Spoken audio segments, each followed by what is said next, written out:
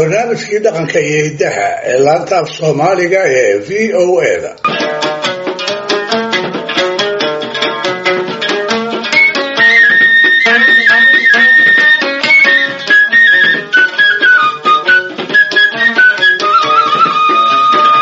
Dhegaystayaal, bulshada deegaankiisu siday isku raacsan tahay.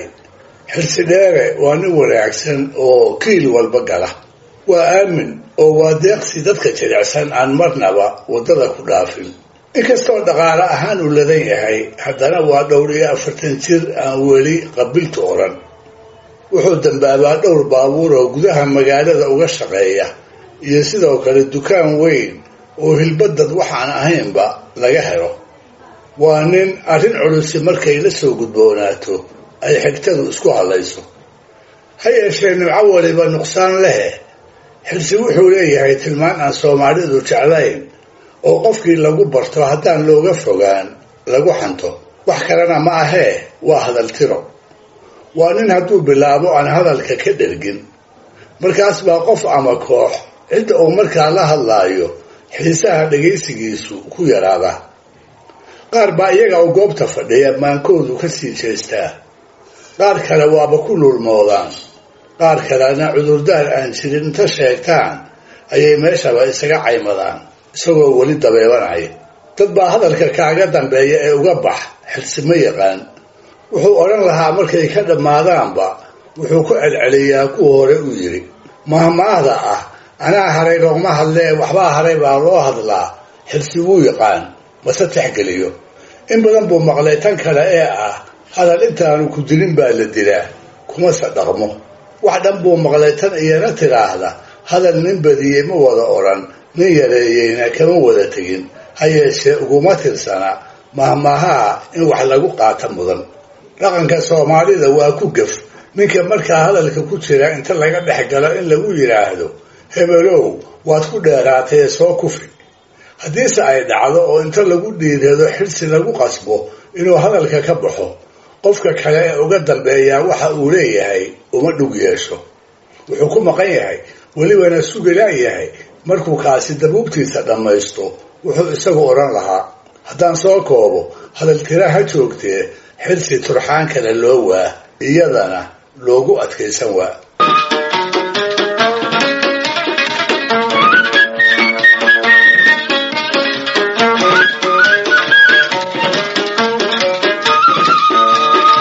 hadal tirada xilsi oo qura saami looma siine dar badan baa la wadaaga. Maansayahanada qudhooda qaar baa caan ku noqda, gaar ahaan kuwa hadda nool ee reer magaalka ah. Raggii hore ujeedada ayay abaali jireen, haddiiba ay u arartaana toodu ma dheeraan jirin, faankuna aad buu ugu yaraa. Maanta in badan baynu aragnaa hees ama gabay tirada ka batay oo dhegaysigiisa ama akhriskiisa lagu daalo iyadoon biyadhaciisa weli la gaarin, kol dhowna la gaari doonin. Madaxdaygana waa raggii uu Cismaan Yuusuf maanka ku hayay markuu gabayga iyo gabyaaga ka faaloorayay ee uu lahaa tif waxaan dhammayn oo yarbay tawsi ka heshaay inkastoo tixdu ku habbanaa laga tallaabsiiyo inuu toosan yahay buu ninkii tiriyey moodaaye. ninbana taagtii xarafkiisa waa tooxanahayaaye nimayow turaabkaa wax la eg tuumiyaa jira tuduc yar baa ka roon waxa kan ay tira badneeyeen.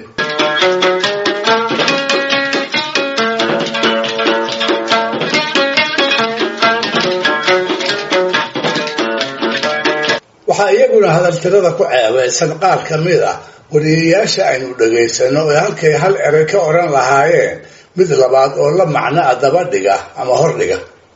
dhowrkii bilood ee aynu soo dhaafnay ayaa waxaa dhagahayga ku soo dhacayay wariyayaashaasi erayo ay adeegsanayaan oo meesha ay ku jiraan haddii loo fiirsado aan hadal tira mooye wax kale lagu macnayn karin. bal u fiirso dhowrkan tusaale ee maanta aan idiin warin doono.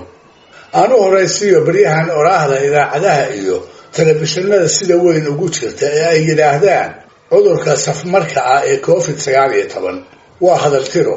maxaa yeelay safmar waa erey sidiisa u madax bannaan, naxwo ahaanna waa magace mid kale tilmaan uma noqdo.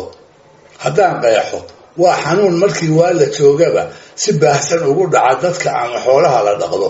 sidaa darteed waxaa habboon ereyga cudur oo ay isku mid yihiin inaan la hordhigina la yidhaahdo safmarka COVID-19 ama cudurka COVID-19 oo keliya si hadal tiro looga nabad galo.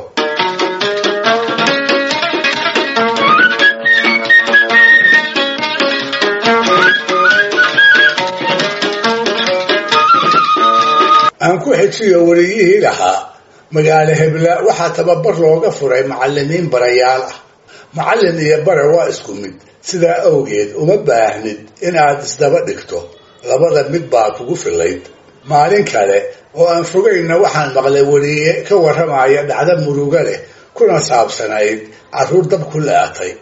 markaas buu yidhi, carruurta shalay dabka ku baaba'day waxay ahaayeen agoon aabbahood dhintay. waa hadal tiro. haddiiba aad agoon tiri uma aad baahnayn inaad raaciso aabbahood dhintay, maxaa yeelay ereyga agoon ayaa kaaga filan. isla maalmahaas ayaan maqlay gabar ku warramaysa meel hebla waxaa laga qoday ceel biyaha laga cabo, sidii iyada oo ay jiraan ceelal waxyaabo kale laga cabo. waa hadal tiro iyo malaha meel ku buuxsi.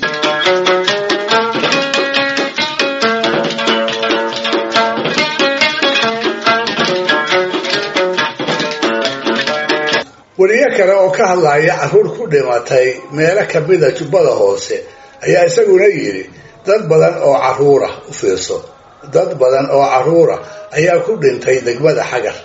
iyaduna waa hadal tiro.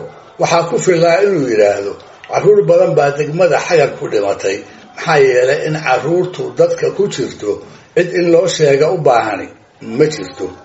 ugu dambaysta, tusaalaha aan rabo inaan doodayda ku soo xiraa waa oraah hadal tirada warbaahinta Soomaalidu ay dhab uga muuqato. waa oraahda ah adduun lacageed. waxaa u dambeeyey wariyihii aan maqlay isagoo ka warramaya dowladda Maraykanka iyo tabaha safmarka COVID-19 ay kula tacaalayso ee yidhi la dagaalanka cudurkaas waxay dowladda Maraykanku ugu tala gashay adduun lacageed oo dhan intaas oo bilyan. kolkaas baan isiri, maxaa ka ba'aya hadduu ereyga adduun ka maarmo dabadeedna yidhaahdo la dagaalanka safmarkaas waxay dowladda Maraykanku ugu tala gashay lacag dhan intaas oo bilyan. waa waxba, laakiin hadal tiro si dheh. sawtaanku idhi hadal tirada xilsidheere keligii saami looma siine, dad kale oo badan baa la wadaaga. dhegaystayaal, barnaamijkii dhaqanka iyo hidduhu maanta halkaa inoo joog. waa inuu toddobaadka soo socda iyo ku kale hadduu eebba idmo.